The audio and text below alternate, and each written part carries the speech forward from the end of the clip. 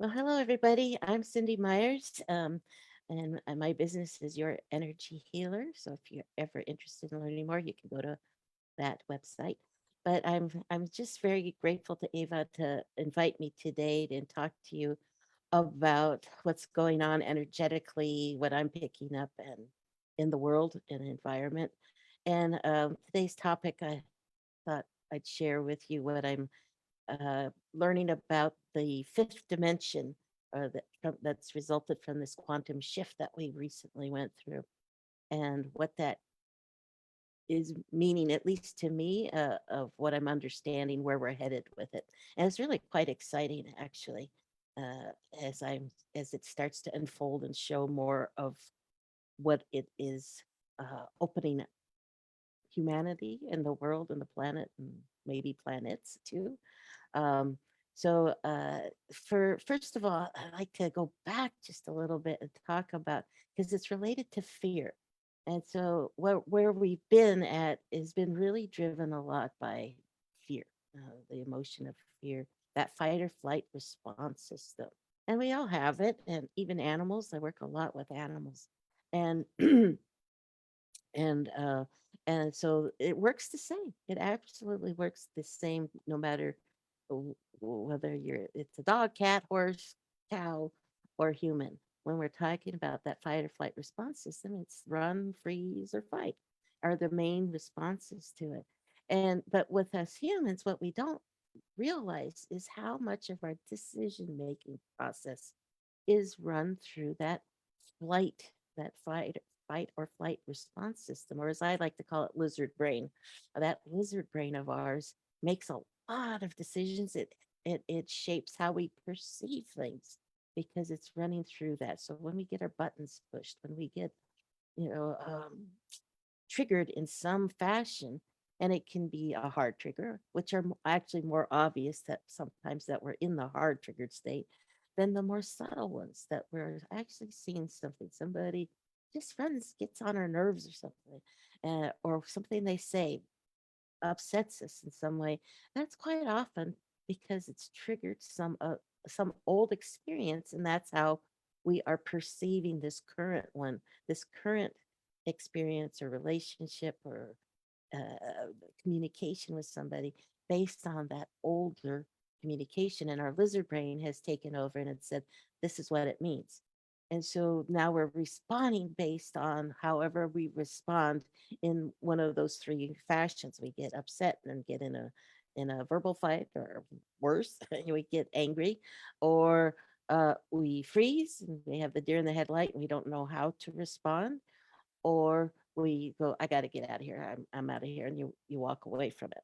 So it can be any one of those three things. But what we're headed towards as we become more hopefully enlightened, and those of you that are joining and participating in groups like this, you are working on becoming more enlightened, right? And that's where those of us that are working on that are putting our toes into this fifth dimensional world, or new way of experiencing things. And to me, as an empath, I'm an empath, so I feel things. I feel both emotions and physical issues. But for years now, with this new quantum shift, there's like a whole new set of frequencies. And it's like, well, what's going to happen with these frequencies that have been introduced? To me, it's like you've if you play music or the piano and somebody added a whole new octave at the higher range. So that means whole new, your ear gets retrained to hear the music at all this higher octave.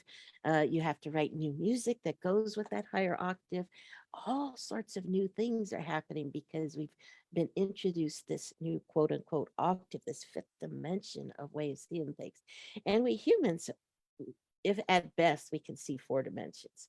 And I've always been curious about what do these other dimensions look like, because we just don't have that capability. We don't have that understanding at this time of knowing what that even looks like until recently, in which my guide showed me what the fifth dimensions look quite quote unquote looks like. And it has to do with emotions. that fifth dimension is about living a life not with outside of fear. It, it still is there. It's just that it has its appropriate place. It's not running the show like it has been up until now. So much of the show. It doesn't mean we're always being making all our decisions by lizard brain, but we don't realize again how much of our life and those decisions we make in just day to day stuff is generated by lizard brain. And once that quiets down and is only used because when lizard brain is used for its purpose, its true purpose, which is to save our life, it says, slam on your brakes. There's somebody running the red light. That's the purpose of lizard brain. It's reactionary. It needs to react quickly to something that puts us in that because we are in harm's way. But a lot of most of life is not truly in harm's way. So we don't really need that fight or flight response system. Yet we have to retrain our problem solving. We have to retrain the way we look at the world, look at things that isn't fear based.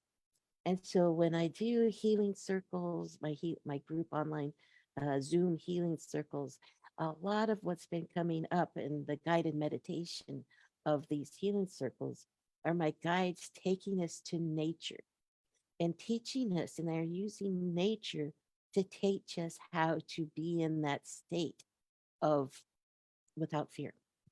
So they actually started by taking us on guided meditations to trees, to our favorite tree. And so if you ever want to meditate, picture going to a favorite tree of yours, if you have one, or just let your mind's eye pick a favorite tree. Mine is our redwood trees, and I recently I got a vacation, which is wonderful for somebody who doesn't really get a vacation. And I got to go to do some hiking in some redwoods, and oh, the energy off of these redwoods is just phenomenal. And so, trees have amazing energy and they have wisdom. So something like the redwood trees who have been here for hundreds, if not 1,000 years or more, these are ancient trees. So they hold a lot of wisdom. They've experienced what a lot of has happened in humanity or in the on the planet. Let's forget about humanity. They could probably care less about humanity, but they know they've experienced a lot of what has happened, at least ecologically, over through the planet. That's occurred in the planet for generations and generations and generations, and so they have this amazing wisdom about them, and they're incredibly grounded because they've lasted for such a long time and the way that they interact with each other, their communication between other trees, they have this interesting wisdom if we open up to hearing what they say.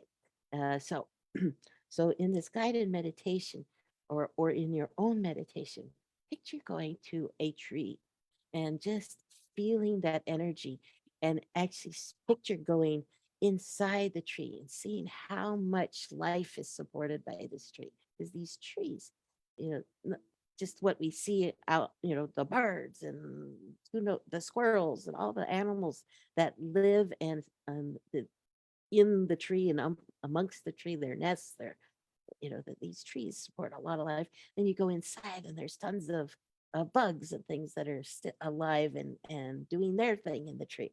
So these trees support a lot of life.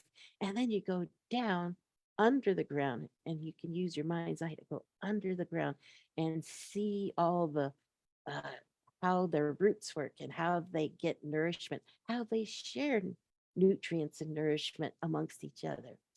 This they can nourish these massive trees. These roots have to be able to nourish these trees for thousands, hundreds of years. So their root system is phenomenal. So you integrate by witnessing, by using your mind's eye to go in and see the intricacy and the way these trees support life and then give back.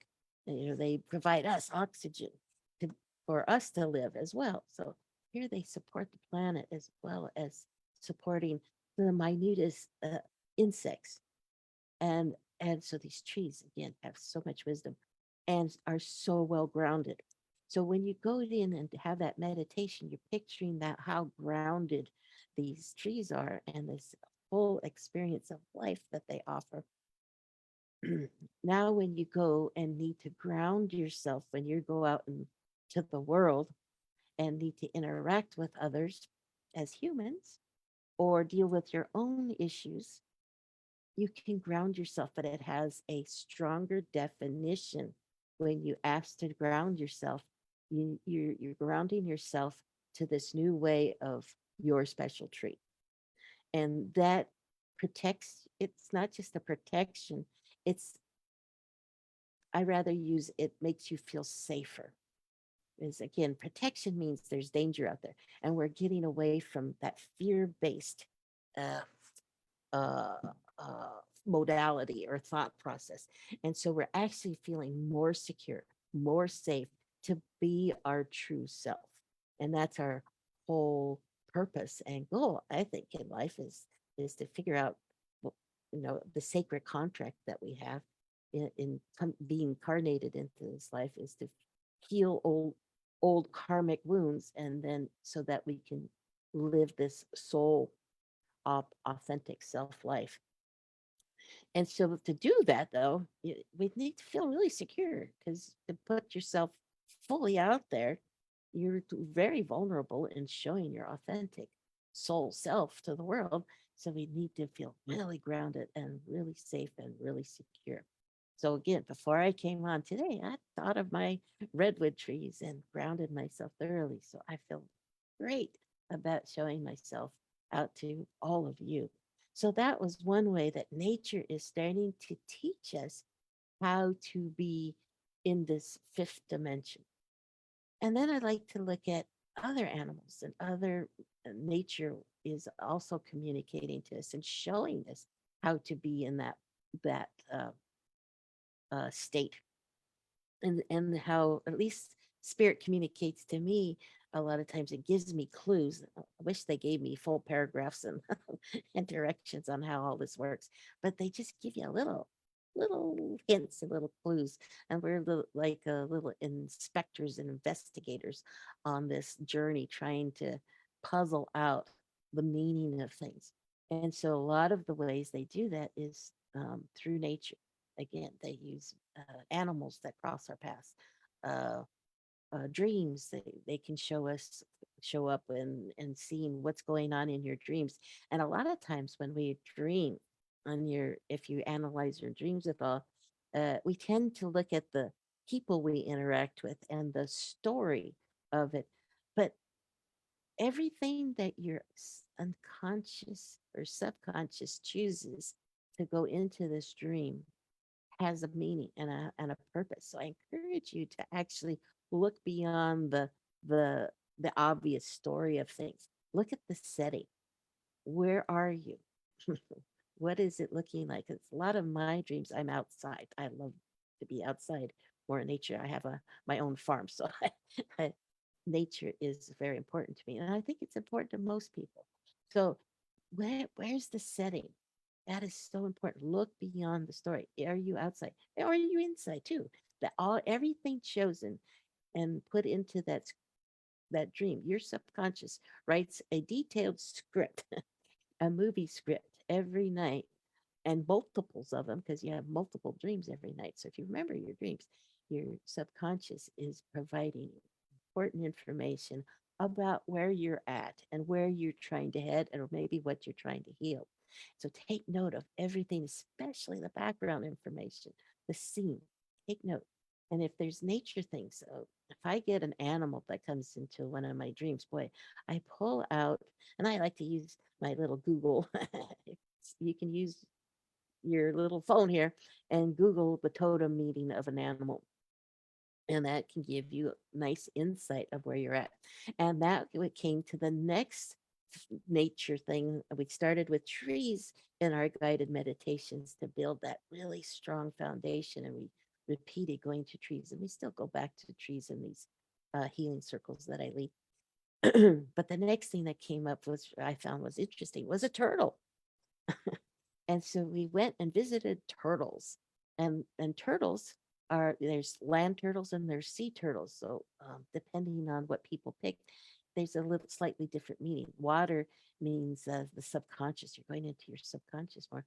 Land turtles would be more about earthbound things, more groundedness. And similar to trees, turtles live really long lives. You know, they're probably the oldest living creatures that are, you know, other than trees, but they can live what there's I think one of the oldest ones at 175 years old or something. They can live a really long life, and so they have really good messages and meanings and wisdom to offer. So we did guided meditations visiting with turtles, and again, by going to them and listening in our meditation what the messages these turtles showed us, again, helps us start building that music, if you will, into that fifth dimension, into that higher realm. And so we started off with trees, and then we talked to turtles, which was really fascinating and wonderful. Again, they hold a lot of wisdom. And just think about to yourself, what would a turtle mean to you? They have this shell. It's like they have their home on their backs. But when also, what do if they're feeling threatened? They go inside. They go inside themselves. Isn't that a nice metaphor? When they need to do some inner exploration, they go inside themselves. And I personally went to the sea turtles because I've actually gotten to swim with sea turtles before, and it was just phenomenal to watch. And I also had one of my favorite communications with an animal was with a turtle.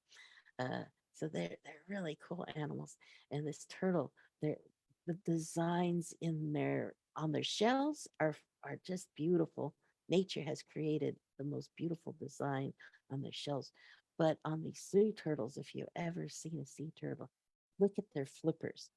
Because on the underside of their flipper is the most magnificent design work you've ever seen. If you enjoy tattoos, go look at a turtle because they've got nobody can create better artistry than these turtles.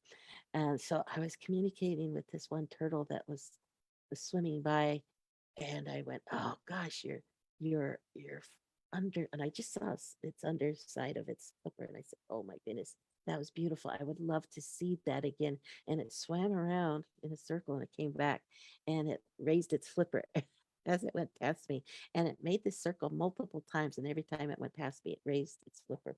So it was just the coolest moment. And so these animals, we can have these amazing connections in real life as well as in our meditation. And they have beautiful messages and connections that can help not only, it's multiple layers as well. They don't only help us learn more about ourselves, but they help us learn about the planet and the collective energy, the collective humanity, as well as the universal um, forces that play a part in our psyches. So yes, that's why people that follow astrology, universal energy has impacts on how we perceive things. So again, using nature is important. So the turtles came to me as one of the next things. We had the trees were for grounding. Uh, Turtles were for both understanding earth issues as and our earthly um, issues, our day to day issues, I guess, for a better term, as well as the subconscious, what's going on at a deeper level in our psyche. And then the next animal that has played a huge part for me, but it hadn't shown up for a few months because it was the off season actually. But geese, geese have been a really strong totem animal for me since the pandemic struck. They came to me right after we locked down, and it was actually for an empath and I have hypersensitive person and an empath and an introvert. Those first days were actually the most peaceful times I've ever experienced in my life and probably ever will. It was actually very lovely because I've never felt such peace and calm in my life. And so when I connected to these two geese that had landed in my field, and they gave me some beautiful wisdom because the energy still was a lot of confusion and fear and, what does this mean? What's going on? Because nobody had ever experienced anything like this around the globe, right? And so we didn't have a good roadmap of how are we supposed to handle this. And these geese came in and they gave me their wisdom of saying, follow your true north. And I went, and they showed me before they gave me that message, they showed me a compass just spinning. And that so fit what the psyche of the collective was. Everybody was just freaking out because we didn't know what the heck to do, right? And so everybody's energy is just spinning and don't know what to do and freaking out. Quite a bit, a lot of panic out there. And then these geese came in and they showed me the spinning. And then they said, don't forget your true north. Stay focused on your true north. And I that guided me through all the ups and downs and turmoil of not only my own issues and self doubts and worries, but the collective energy. And as a healer and doing my healing circles and meditations all through these last number of years, it was really important to stay focused on that true north to because we healers, on all of us that are probably on today, are healers. It's important that we follow our true north. And again, as we go into this fifth dimension, that is even more true than ever. It's following that true north and finding out what it would be like in this new dimension, in this new octave of music, of generating a life that just isn't fear based. And so we, in our next meditation and guided meditations, we went and we've been flying with the geese. I take them up into the flock of geese, and so we have a higher perspective now by going up with the geese. And they have, these geese have an amazing compass, right? They travel from, northern. I'm in North America, so way up in the northest part of North America, all the way down to South America every year, and back and forth. So they know exactly where to go and how to get there. So their compass is just phenomenal. And now, before actually this morning, a flock of geese flew overhead. So almost every time I have a healing circle, or at least lately, a healing circle where I'm trying to understand how to guide people and understand things myself, flock of geese flies overhead. That reminding me. And they've actually flown sometimes in the wrong direction. And I go, wait a second, you're flying north. You should be flying south. Why are you going north? And I realized, oh, my thoughts have been more on the fear-based thing. I'm in the wrong direction. And it's brought me to it helped me get out of my lizard brain. And I have tools to get out of that. So I get out of that. And now I'm thinking now about how to help others and, get refocused in my true north.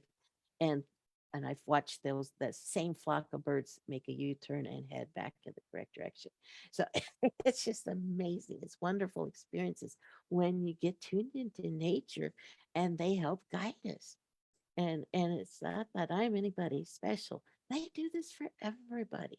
So we just have to we just aren't aware how much that nature is working with us, and spirit uses it's easier for spirit, I believe, to use nature because they're more tuned in. Animals are so tuned into spirit much easier than us because they aren't as spiritful of it, so they can be the conduit or the intermediary for helping guide us. So so we've had the trees. Those are the great ones to look at to and meditate to. uh, Turtles. I encourage you to listen to turtles and geese. So we got ground, water, and air. So you can keep going back and forth as needed. And I'm sure there's going to be more. That isn't the only ones. The other place I like to take people to, because we need to be in a quiet place. And I like taking folks to this to a favorite bench, some place where you can go when you meditate. I go to my own bench when I need to regroup, and I just need peace and quiet because the world, if you're an empath and more intuitive, craziness of the world these days, it's really tough energy out there for us that are hypersensitive. And so we need this quiet place for ourselves just to regroup and quiet out the world, just close it out for a little bit. And so I like to go to my favorite bench that's my own design in my own mind. And so you create your own bench that's just, again, unique to you, just like the tree, your favorite tree is unique to you. And it's just perfect comfort. And you get to just sit there with your spirit guides. And whoever needs to come through, you invite them to come through, but you have this very quiet, peaceful time where the rest of the world is just out there. Okay. It doesn't come into this quiet place. It's all yours. It's for you alone. And this is when you get to reconnect with your higher self, your spirit guides. And that's another great way to get information and messages. And sometimes I have to, um, well, just tell you a little bit when you get a message, when you're doing meditation or dreams or something like that. I know for me, especially when I meditate, I can tell I'm getting a big informational download for spirit. I can feel it. Mine. I feel in my third eye. It's like a pressure, and I can just tell that there's some information coming in, but I can't tell you a darn thing about what it means because I have no idea. And I use the metaphor of when you're on your computer and you're uh, downloading or updating some software or something like that, updating yourself.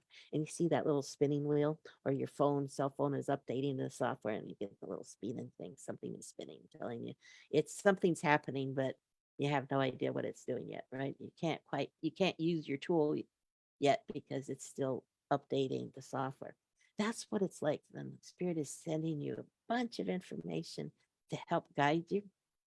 And, and the last thing that gets connected to this information is your communication center. So all this information is coming into your brain, but it's just not hooked to your verbal center yet. So you know something is happening, but you have no way of describing it. So if that's happening to you, if you have had experiences like that, great. That's awesome because it means something is happening. Just stay with it. It takes time to get that verbal center connected. Just keep meditating. It can take days, weeks, months even before you have that verbal center, and some growth happens because of that experience, because of that meditation, because of that invitation and wisdom being shared by nature, by your spirit guides, whoever's coming in to help guide you. It can take time to get to that verbal center. So just be patient with it and trust it. It'll come to you. You may not even realize it came, it can come at such a time later that you don't even realize it came from that meditation where you had a big download of information come through. It's okay, it doesn't matter. Just just trust it. Just trust the process that it will come through in its own time and in its own way. The communication will get there, and the understanding of what's being guided and helping you to grow. So those are part of the processes of using nature. Is go to places, listen to, if you do have an animal come to through in a dream. um I don't know if I had an example lately. Say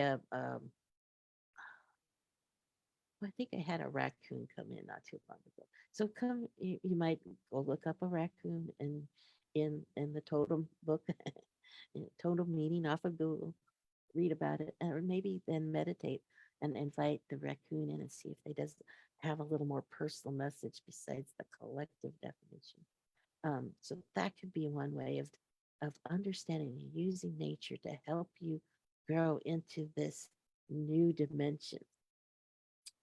Let's see if there's anything else I wanted to share with you before we wind down, because we using the trees, turtles, geese, and your bench. Those are the main ones that we've been working with thus far. And I know that we're just in the beginning stages of it. And it's important that we start practicing and getting these tools and comfortable using them and growing into it because we're the leaders in this area. When we healers, we intuitives are the ones that are experiencing this fifth dimension, this quantum shift more than anybody else. And so we have to learn how to develop our own tools that work for us, for you personally, as well as um, then we can teach others. And that's what I'm so glad that I've been given this opportunity today. And I wanted to say one last thing, and that is some of us healers, and I don't know if it's true for you, uh, there's been really some hard emotions that have been happening. There have been some hard triggers. I know I've been going through some of it myself. And it's like, what the heck? I'm trying to get out of this fear-based stuff, but I'm getting harder triggers than yours. Uh, and then I realized it's a healing crisis. And what that is, a healing crisis, is things bubble up because it finally needs to get addressed so it isn't holding us back anymore. And so sometimes things get worse before they get better. And so it's actually quite exciting that these bleh, emotions, these hard emotions, the depression or the anxiety is getting really strong because it's time to understand it, let it go, release the trapped emotions that are resulting in shift the perspective, change the habit of lizard brain looking at these things and coming in now, it's giving us chances to go into this fifth dimension and look at it from that perspective now. These experiences that have we have been trained and learned how to look at life because of those wounds, those psychic wounds. So they're bubbling up in the surface and becoming really loud and obnoxious so that we can address it and look at things now from this new dimension and go, oh, this is way better. This is a way better to handle things. It's a way better way to see the world and ourselves. And most importantly, it's a way better way of seeing ourselves from this higher perspective. So if you're getting into these really hard emotions again, uh, realize it could possibly be because you are having a healing crisis. But don't stay in an isolated place with it. Reach out to other healers. We're a community. So get support from your community and helping you because that's really hard sometimes. It's hard for me to see what's happening when we're in that lizard brain because again, we're saying run, fight, and freeze. And so it's take sometimes an outside person that isn't attached to to those wounds to help us look at it from that higher perspective. And thus, as we get more of us that are in that fifth dimension, we can see it better for each other and go, hey, look from here. Look, or get our geese to say, hey, look from here. Here's your true north. Don't forget to go that way. And it helps us then realign and let go of that old stuff. And now we're in that positive. We're creating more music in that higher dimension. So with that, and I would like to open it up. If I don't know if we have questions, Ava, or what, that I coming to the close of what I wanted to share with you today. I know I gave it quite a bit of information. I think, I hope I've given everybody some food for thought. So no questions. Okay, good. Um, Ava, anything else you would like me to discuss today?